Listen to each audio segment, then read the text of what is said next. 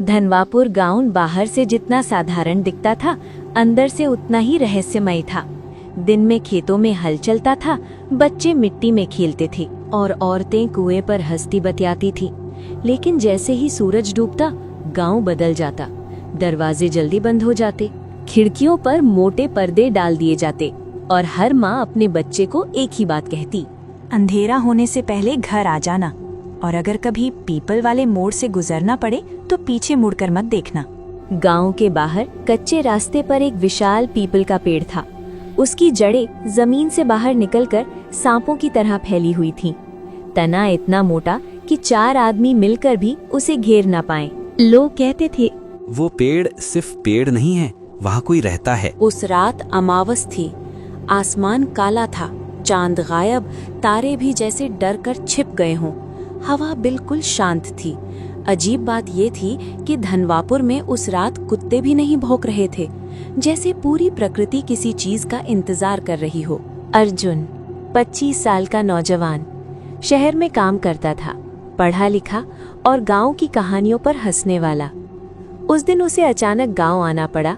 माँ की तबीयत ठीक नहीं थी। बस ने उसे रात 9 बजे गांव से 2 किलोमीटर पहले उतार दिया। ड्राइवर ने उतरते वक्त कहा, भाई जल्दी निकल जाना यहाँ से, आज अमावस है। अंकल 2026 चल रहा है, भूत प्रेत कुछ नहीं होते। बस चली गई और सड़क पर अर्जुन अकेला रह गया। कच्चा रास्ता, दोनों तरफ खेत, दूर अंधेरे में पेड़ों की लाइन, टॉर्च ऑन की। वो चलते चलते खुद से बोला, गांव वाले भी ना हर चीज में डर खोज लेते हैं। तभी हवा चली, अचानक ठंडी, बहुत ठंडी, जैसे किसी ने बर्फ का हाथ उसकी गर्दन पर रख दिया हो। अर्जुन ठिठका, फिर खुद को संभाला। बस ठंडी हवा है। कुछ ही मिनटों बाद उसे दूर वो पेड़ दिखा, पीपल। उसकी टॉर्च की रोशनी में उसकी जड़ें जमीन पर रेंगती हुई दिखाई दे रही थी। उसे याद आया, बचपन में एक बार वो यहीं खेलते हुए गिर पड़ा था और उसने कसम खाई थी कि रात में यहाँ नहीं आएगा। लेकिन आज जैसे ही वो पेड़ के पास पहुंचा, उसे अपने कदमों के साथ एक और कदमों की आवाज सुनाई दी, टक टक टक। वो रुका, आवाज भी रुक गई। वो चला, आवाज फिर चली। उसने पीछे मुड़ने की सोची, लेकिन माँ की आवाज याद आई, पीछे मत देखना। उसने दांत भींचे और आगे बढ़ गया। अचानक सड़क के बीच एक आकृति खड़ी थी, सफेद साड़ी, खुले लंबे बाल, चेहरा झुका हुआ। अर्जुन रुक गया। दिल इतनी तेज धड़क रहा था कि उसे खुद सुनाई दे रहा था। कौन हो तुम? कोई जवाब नहीं। औरत धीरे धीरे सिर उठाती है, चेहरा धुंधला जैसे धुआं। फिर उसकी आंखें दिखीं, पूरी काली, बिना सफेदी के। अर्जुन पीछे हट गया और तभी उसके पीछे से आवाज आई, अर्जुन। वो आवाज उसकी माँ की थी, साफ, नरम, डरी हुई। बेटा। अर्जुन टूट गया। वो पीछे मुड़ गया और वही उसकी गलती थी। पीछे कोई माँ नहीं थी, वहीं सफेद औरत खड़ी थी। लेकिन अब उसका चेहरा बदल रहा था।